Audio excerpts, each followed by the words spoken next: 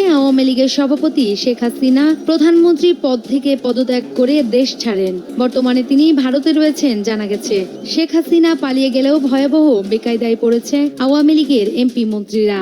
অনেকে সুযোগ বুঝে দেশ ছাড়তে পারলেও আটকা পড়া অনেক এমপি মন্ত্রী ও অসংখ্য নেতাকর্মী প্রাণের ভয়ে পালিয়ে বেড়াচ্ছেন। তাদের অনেকে আবার বিভিন্ন দূতাবাসে আশ্রয় চেয়েছেন।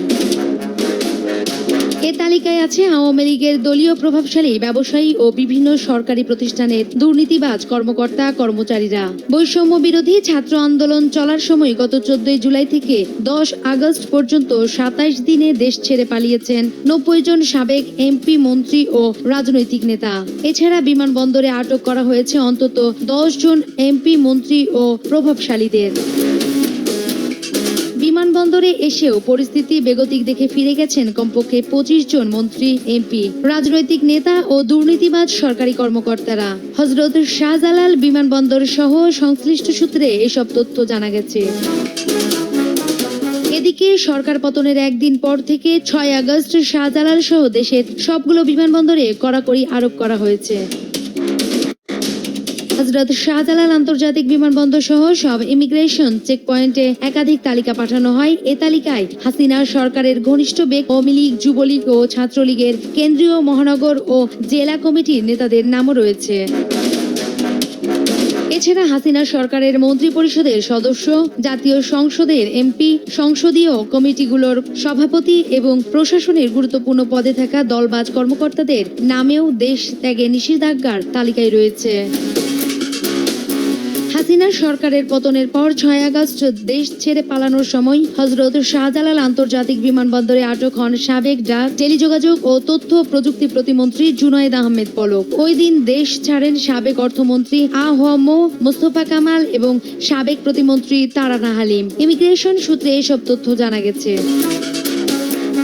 পদত্যাগ করে শেখ হাসিনা দেশ ছেড়ে পালিয়ে যান সোমবার দুপুরে। তার আগেই দেশ ছেড়ে পালিয়ে যান আওয়ামী লীগের অনেক শীর্ষ নেতা, আইন প্রণেতা ও মন্ত্রী। রোববার রাতেই সিঙ্গাপুরের উদ্দেশ্যে আওয়ামী লীগের সাধারণ সম্পাদক ওবায়দুল কাদের দেশ ছাড়েন বলে জানা গেছে। তিনি সদ্য সাবেক সড়ক পরিবহন ও সেতু মন্ত্রীর দায়িত্বে ছিলেন। রোববার সকালে বিমানের একটি ফ্লাইটে সিঙ্গাপুরের উদ্দেশ্যে ঢাকা ত্যাগ করেন শেখ হাসিনার আত্মীয় ও ঢাকা দক্ষিণ সিটি কর্পোরেশনের মেয়র শেখ ফজলে নূর তাপস।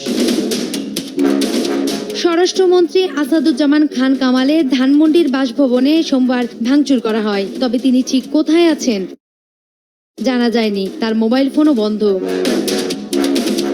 রাজধানীর বনানীর বাসায় অবস্থান করলেও শিক্ষামন্ত্রী মহিবুল হাসান ও জাতীয় সংসদের সাবেক হুইপ নজরুল ইসলাম বাবু ব্যাংকক যান। কুষ্টিয়া 2 আসনে সংসদ, সিঙ্গাপুরে যান সাতক্ষীরা 3 আসনের এমপি ও সাবেক স্বাস্থ্যমন্ত্রী AFM রুহুল হক। বিসিবির প্রেসিডেন্ট, ক্রীড়া মন্ত্রী ও কিশোরগঞ্জ 6 আসনের এমপি নাজমুল হাসান পাপন দেশ ছাড়েন। দেশ ছাড়ে ব্রাহ্মণবাড়িয়া 1 আসনের MP Syed AKM Ekramuzzaman. 22 August সিঙ্গাপুরে যান নোয়াখালী 2 আসনের এমপি মোর্শেদ আলম। কানাডা পালান অর্থ প্রতিমন্ত্রী অসিকা আয়েশা খান।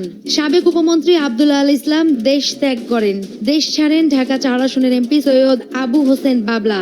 সাবেক এমপি নূরে হাসনা চৌধুরী লিলির পরিবারের একজন সদস্য দুবাই যান। সাবেক অর্থমন্ত্রী আবুল হাসান মাহমুদ আলী, সাবেক স্থানীয় সরকার মন্ত্রী তাজুল ইসলামের মেয়ে ও সাবেক কৃষিমন্ত্রী আব্দুস শহীদ। আলোচিত পররাষ্ট্রমন্ত্রী ডক্টর হাসান মাহমুদ চৌধুরী নেদারল্যান্ডে যান। তিনি আবার 3 আগস্ট ফেরত আসেন। 6 আগস্ট হযরত শাহজালাল আন্তর্জাতিক বিমানবন্দর দিয়ে দেশ ত্যাগের সময় তাকে আটক করা হয় বলে কোনো সংবাদ মাধ্যমে খবর আসে। সিঙ্গাপুরে যান কুমিল্লা 3 আসনের সংসদ সদস্য জাহাঙ্গীর আলম। তেহরান যান সাবেক বাণিজ্য প্রতিমন্ত্রী আহসানুল ইসলাম টিটু। ওই দিন কলকাতা যান যশোর 3 আসনের কাজী নাবিল আহমেদ। নিউ ইয়র্কে যান ঢাকা 18 আসনের খুশনু চৌধুরী।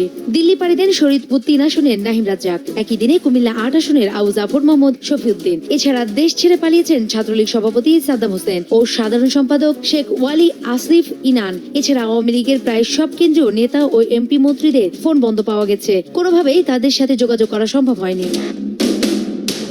ধারণা করা হচ্ছে এদের অনেকেই নিরাপদ আশ্রয়ের জন্য দেশ ত্যাগ করেছেন। এছাড়া প্রধানমন্ত্রীর উপদেষ্টাদের মধ্যে কয়েকজন ইতিমধ্যে দেশ ছেড়েছেন বলেও জানা গেছে।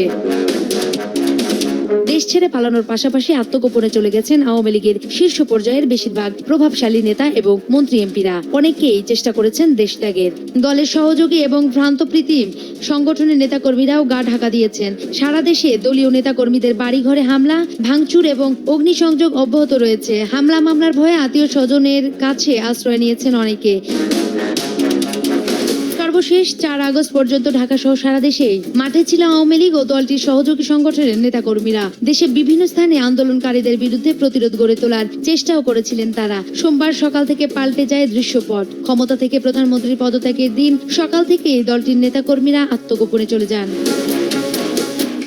শুধু তাই নয়, দলের কেন্দ্রীয় কার্যালয়, দলীয় সভাপতি রাজনৈতিক কার্যালয়, তেজগাঁওয়ের ঢাকা জেলার কার্যালয় ও ধানমন্ডি 32 নম্বরের বঙ্গবন্ধু ভবনে হামলা, ভাঙচুর এবং অগ্নিসংযোগের ঘটনা ঘটলেও দলের কাউকে তা প্রতিরোধ করতে দেখা যায়নি। শনিবার পর্যন্ত শতাধিক মন্ত্রী, এমপি ও নেতা দেশ ছেড়ে পালিয়েছেন। তারা ভারত, রাশিয়া, যুক্তরাজ্য, কানাডা, সিঙ্গাপুর, অস্ট্রেলিয়া, থাইল্যান্ড, চীন ও দুবাই সহ বিভিন্ন দেশে পাড়ি জমান। অনেকেই নিজে যেতে না পারলেও পাঠিয়ে দিয়েছেন পরিবারের সদস্যদের। সূত্র জানা গেছে, এখনো দেশ ছাড়ার চেষ্টা করছেন আওয়ামী লীগের অনেক নেতা মন্ত্রী। এদিকে দলীয় প্রধান, দলের শীর্ষ নেতা এবং এমপি মন্ত্রীদের দেশ ছাড়া ও আত্মগোপনের বিষয়টি ভালোভাবে নিচ্ছে না আওয়ামী লীগের তৃণমূলের নেতাকর্মীরা। তারা বলছেন, তারা দলের সুযোগ সুবিধা নিয়ে বিপুল অর্থের মালিক হয়েছে। সবাই কর্মীদের বিপদের মুখে রেখে দেশ থেকে পালিয়ে যাচ্ছেন। সাধারণ কর্মীরা এখন হামলায় শিকার হচ্ছে, তাদের বাড়িঘর জ্বালিয়ে দেওয়া হচ্ছে, মারপিট করা হচ্ছে। অনেকে হামলা মামলার ভয়ে বাড়ি ছেড়ে